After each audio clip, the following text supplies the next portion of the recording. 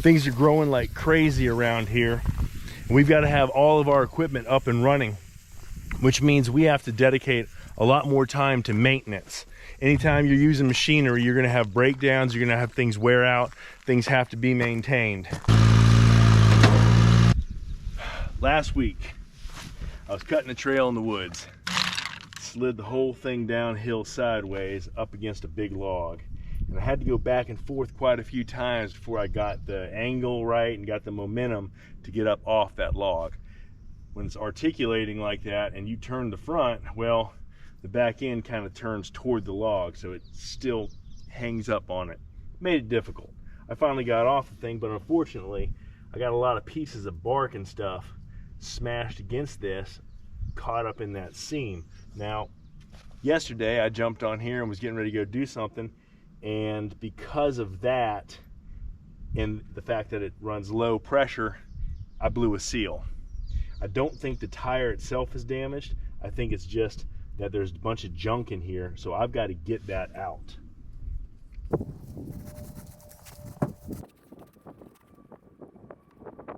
Ratchet straps are amazing tools. The trick of using it around the tire to push the tire against the wheel is one that I learned from a farmer down the road. I had a flat in our larger tractor on a Saturday afternoon. Took the tire off, put it in the truck, and went up to the local store. At the general store, I was asking if there was any place that did tires that would be open on the weekend. There wasn't. But there was an old farmer with a veteran hat on. That's kind of fun? Yeah. All right. Because, you get the prep up. It's very rewarding. Is there any more? Yeah. That old farmer told me to follow him back to his place, to his shop. He showed me that trick with the ratchet strap and got me set back up with the tire repaired and back on my way. Is it out or in? Yeah, no, it's all, look. There have been more than a few incidents like that since we managed to moved pop out to the seal. country, where folks I don't really know have been willing to help out a little bit. And I try to remember that so I can pay it back when the time comes. There's a little spots there. There's a couple little threads to it. Not really threads, treads, I guess. Little grooves there.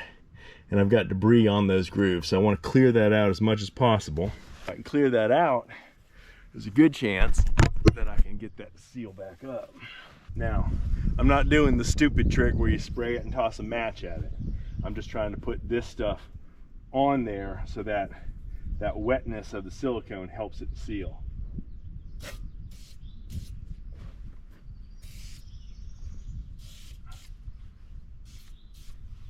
I'm not doing any of that foolishness with a match. That's crazy. And usually I think that's ether that people use for that, but they probably use all kinds of stuff.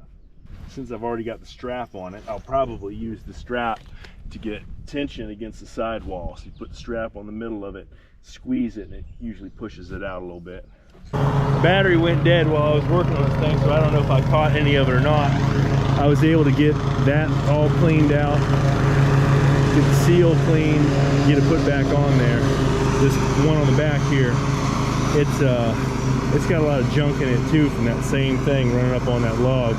So I think I'm just gonna go ahead and clean it out while I have a chance before I end up with it failing on me out in the field. Trial and error is the way most people learn most things. Putting the clamps on the side of it didn't really do much. Pushing against it with my boot after I deflated seems to be the most effective way to do it, if I can get Jafana to come over and help me out by working a screwdriver and picking that stuff out of there.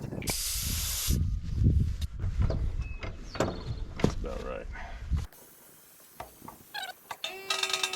I can't win a break today. I don't know what's turning the camera off. I don't know if it's the heat or if I'm just not operating it properly, but I've got everything put back together the way it's supposed to be. Got the cutter back on here, getting ready to put that PTO belt on.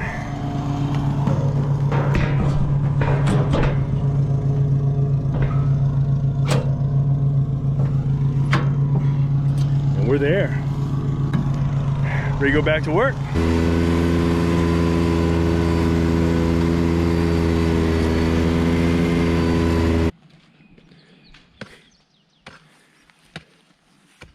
While I was working on the Ventrac, Jafana was pushing a mower around.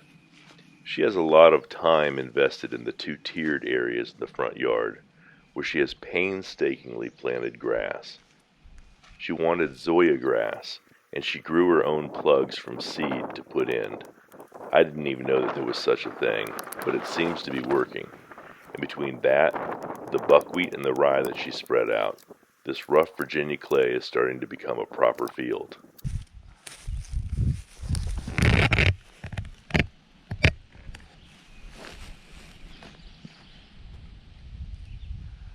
The key to a good field is to remove anything that's on the surface that isn't something you're trying to grow. If you see a rock, pick it up. Same with sticks. For rocks, it's pretty easy for us. There's a long ditch next to the driveway, so any rocks that we see go into the ditch to help stop erosion.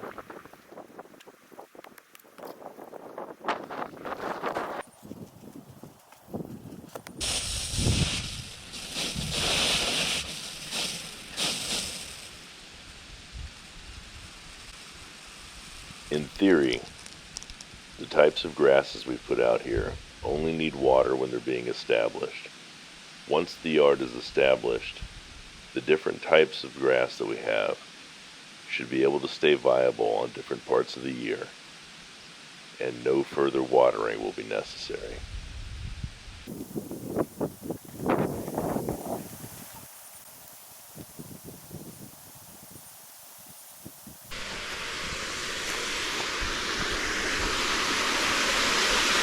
The water's fairly high, but it's only going through one pipe. It will come up enough to go through that other one over there and get up about a third of the way on this pipe. That is quite a bit of water that goes across there.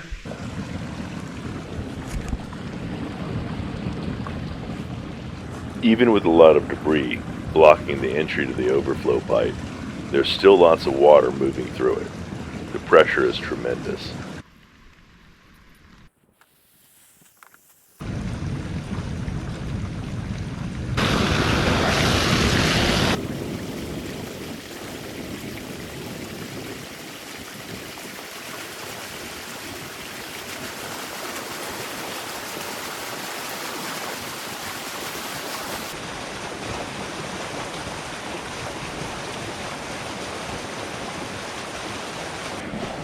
That's a little higher.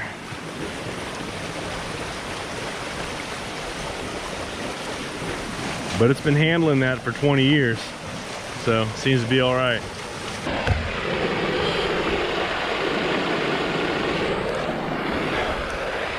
When it's raining a lot, that's a constant thing. It gets old.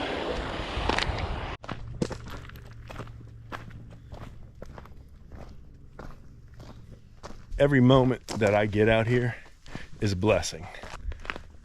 The more I'm out here, the happier I am with my life. I really wish I hadn't waited until I was this old to figure out that this is what I wanted to do and this is where I wanted to be.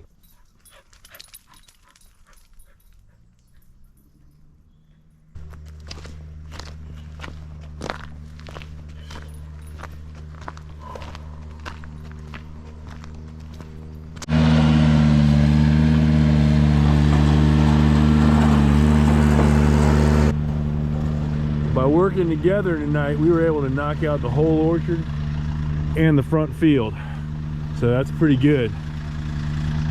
That usually takes me a while just by myself, so that's a pretty good feeling to have that knocked out, and the weekend hasn't even started yet.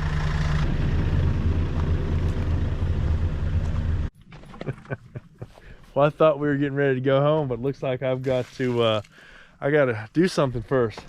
Come here, Paulo. Sit. Sit. He hopped up in the truck with me and we were coming back from the orchard after we cut the grass up there. Something didn't smell right. I looked back at him and he's sitting there just as proud as he could be, having rolled in some kind of poop. Yep, some kind of poop. Looks like I got to give him a bath before we can get back in the truck and go home. Oh.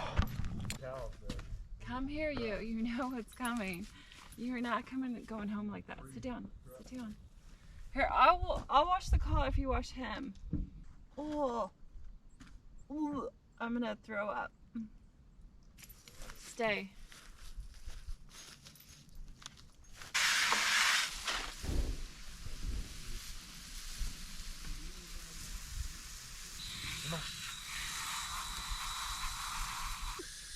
Dude, you are a dirty bird, man. Come here. I was pretty grateful to Jafana for having some soap on hand, so I could at least get him clean enough to put him in the truck. When we got home, he got a proper bath from head to toe. Wipe you down with. Yeah. Dry you off a little bit before we get in the truck. Mm-hmm.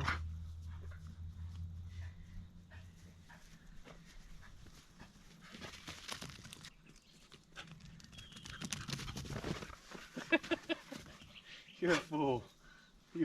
You're too silly. Oh.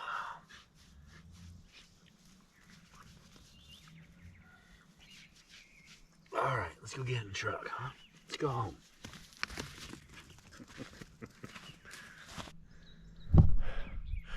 Well, I guess that's it for the day. Hit that like button on your way out. Make sure you come back and see us again at BreakHeart Orchard. We'll be here.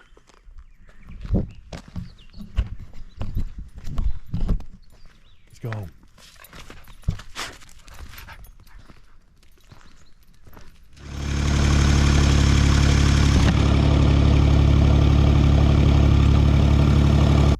That's nasty. Why are you so nasty?